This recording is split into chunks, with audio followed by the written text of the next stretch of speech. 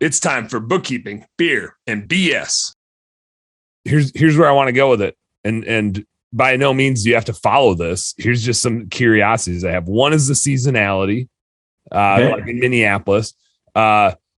Two would be the marketing for it, like the sales and marketing process, because you're selling a high ticket item. And so I kind of want to dive into that sort of thing.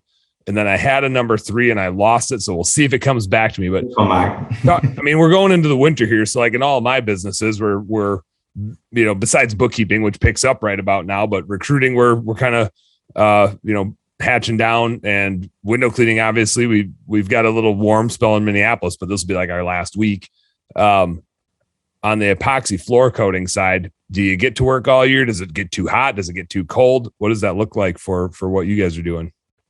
Yeah. So a lot of that plays in, still like back to the chemicals that we use. So, when we got involved, we chose, not to go the epoxy route, but epoxy is what everybody knows of, like the most common terminology. I was gonna say, I don't even know if that's like the right thing. I just know that's a word that gets used. So that's the one I use. It's what everybody knows. Even like our yard sign says epoxy floors, because if we put out there polyurea floors, people are like, what is that? Like, you're shitting on my floor? You got the polyurea? That sounds worse than diarrhea, man. That diarrhea is only, you got multi-ureas. Oh no. So we, a lot of our marketing and stuff is even engaged towards epoxy. And then you kind of like convert them into like, hey, there's a better solution. It's called polyurea, and go on from there. Mm-hmm. So like with the epoxy, like the seasonality is definitely there. You can't install below 50 degrees. So when we went the polyurea route, like it'll actually cure negative 20 degrees. No shit. So you can install year round. Yeah. We'll install like down in the 20s. But it's just like, I also know like at a point my crew is going to be like rushing through, and then obviously it slows down your drying time. So like where we do 1-day floors, it's like if it takes 3 hours to dry, and typically in the summertime, it takes, 45 minutes to an hour to dry before you can scrape it and then put the top coat on it. Then, that's, you're when you get into 3-hour time windows, like you guys are working, pretty late in the evening. So it can still be done. And then you get, this time change, and then you get, shorter days. So you're losing daylight. So we actually, we work year round. This is actually the first year as I moved into winter, I just hired 3 new guys. Damn. And you're bulking up into the winter. Yeah. And actually I just purchased 2 new trucks today. So we're now at like 8 trucks that we'll have running. So we're just expanding, like our business is growing.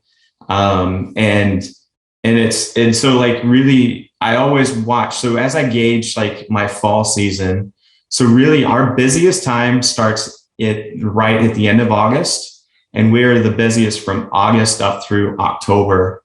Okay. Is like our busy season. And is it just like people want to get it done before they start, driving winter crap into their garage? Yeah, I think a lot of it falls kind of with some construction timelines. Like in our area, a lot of new construction, like they're trying to wrap up these houses before the winter. So they get them closed. So a lot of them close, and then they don't want to move in until the floors are done. Yep. And so that's probably like 20% of it. The other part of it is, I think people get into this panic mode of like, I've been wanting to do this all season. The kids are back in school. I got to get it done before it gets cold. Yeah. So it's like, we just get this rush, and it works out well for us. And usually from about August, like I'm downsizing my crew, like, a couple of guys go back to college. Yeah. And then like, so I'm like, it works out well. Like, okay, so we're funneling down. And like I said, this is the first year, like, basically 2 weeks before Thanksgiving, actually it was right before I had COVID. I had interviewed 3 guys. They all started like 1, 2, 3. And then I was sick and gone for like 2 weeks. It's a good test. It's a good test to make sure your training processes and your people know how to do it. Yeah, it was. And it actually worked very well. Like the team just stepped in, and it was really, it's a test on your company when you're, like, there was 4 of us that went out. I was my office manager, me, my operations manager. Oh, damn. And one of my leads. So like, it was literally just like, kind of my social media manager, like she started like taking in all of the payments and like doing the deposits and like just took over, what my office manager did. And then like 2 or 3 of my leads just kind of stepped up and just were like, they gave me very little communication. Cause I was like, just kind of like, my wife's like, when I seen you throw your phone to the side and you didn't look at it for 2 days, she's like, I knew something was really bad. You weren't feeling good. So, but no, like just my team did awesome. Like they just stepped up and it just took off. So yeah, it's the seasonality. Really what we start doing is really around June and July.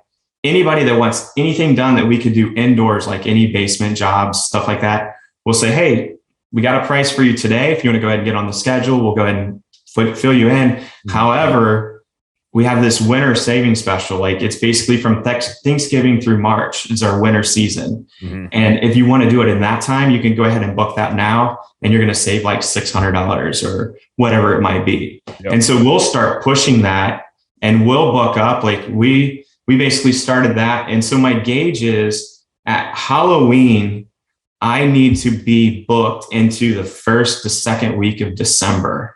Okay. And that's my target.